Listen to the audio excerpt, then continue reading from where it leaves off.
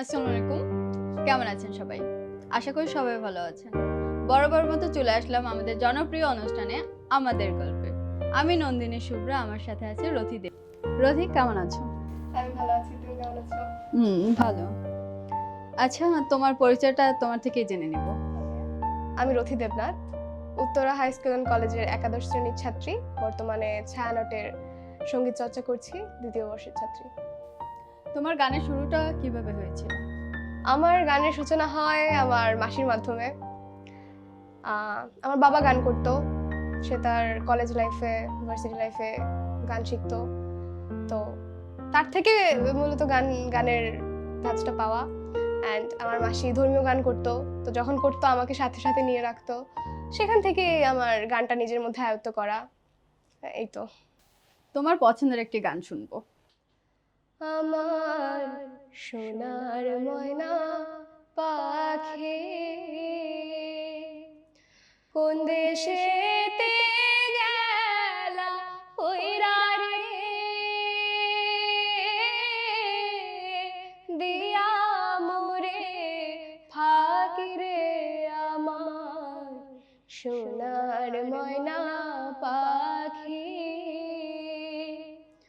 কোন দেশেতে গেলা উইরা রে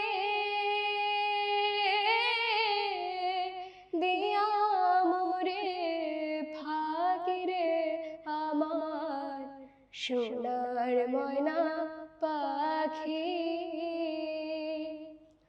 যাইবা যদি নিঠুর পাখি ভাষায় মোর আখি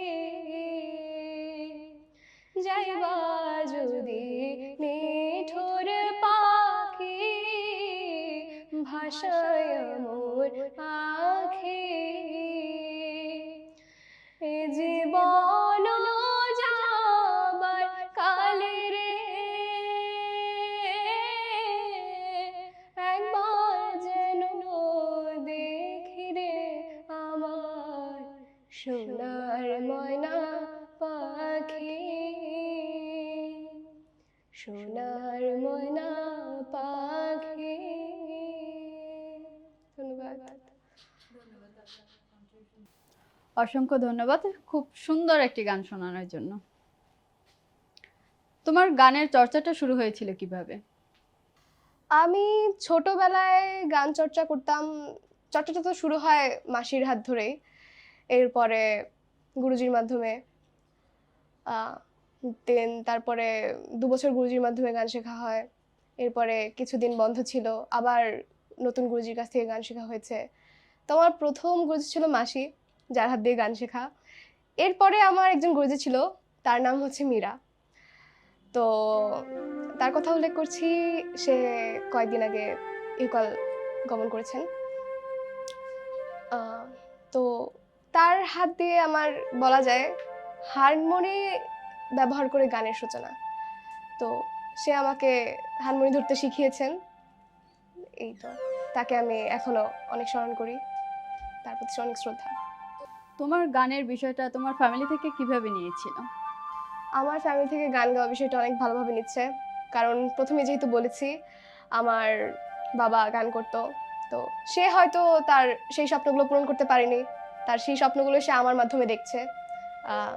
তো এই তো, আমার বাবা আমাকে প্রচুর সাপোর্ট করে, আমার দাদা আমাকে প্রচুর সাপোর্ট করে, আমার মা সেও আমাকে প্রচুর সাপোর্ট করতো। আমার ফ্যামিলি সবাই গান পছন্দ করে, তো আমি গান নিয়ে কোনো কিছু করলে তারা আমাকে সব কিছুতে উৎসাহ দেয়। কিন্তু আমার গান নিয়ে হ্যাঁ স্বপ্ন একটা আছে, যদি ঠিকভাবে জিনিসটাকে আয়ত্ত করতে পারি, শিখতে পারি, তাহলে আমি একজন শিল্পী হতে চাই। শিল্পী হওয়া তো সহজ নয়, তবুও চেষ্টা করব যদি আয়ত্ত করতে পারি, কারণ এত সহজ না এই জিনিসটা, একটা শিল্প, এটা শিল্পটাকে ধরে রাখতে হবে আমার। যদি সম্ভব হয় তবে এটাই থাকবে আমার সব চেষ্টা। গানের মাধ্যমে যদি কখনো মিডিয়াতে আসার সুযোগ হয়, তাহলে কি তুমি মিডিয়াতে আসবে? ইচ্ছা তো আছে, ইচ্ছা আছে যদি কখনো সুযোগ হয়। সেই সুযোগ হলে, যদি ফ্যামিলির সবাই রাজি থাকে, অবশ্যই চেষ্টা করব। ভালো একটা ভালো অপরচুনিটি পেলে অবশ্যই চেষ্টা করব। তোমার পছন্দের শিল্পীকে? যেহেতু আমি ফোক নিয়ে গান করি, মানে ফোক গান করি বেশি, তো পছন্দের শিল্পী বলতে কিছু গান ফলো করা হয় চন্দনা মজুমদার ম্যামের। তো তার গান অনেক ভালো লাগে। অ্যান্ড যদি বলা হয় শিল্পীর কথা বা এপার বাংলায় তো আরও আছে, তো তাদেরকে বাদে ওপার বাংলায় শ্রেয়া ঘোষাল, অরিজিৎ সিং, তাদের গান খুব শোনা হয়। এই তো পছন্দের শিল্পী। আচ্ছা, প্রিয় দর্শক, কথা বলতে বলতে আড্ডা দিতে দিতে সময় একেবারে শেষ প্রান্তে। এখনই বিদায় নিতে হবে। তার কণ্ঠে একটি সুন্দর একটি গান শুনতে শুনতে আজকের অনুষ্ঠানটি শেষ করব। আল্লাহ হাফেজ। ওহে কি করিলে বলো, পাইব তোমারে, রাখিব আখিতে আখিতে। ওহে কি করিলে বলো, পাইব তোমারে, রাখিব আখিতে আখিতে। ওহে হারাই হারাই সদা হায় ভয়, হারাই হারাই সদা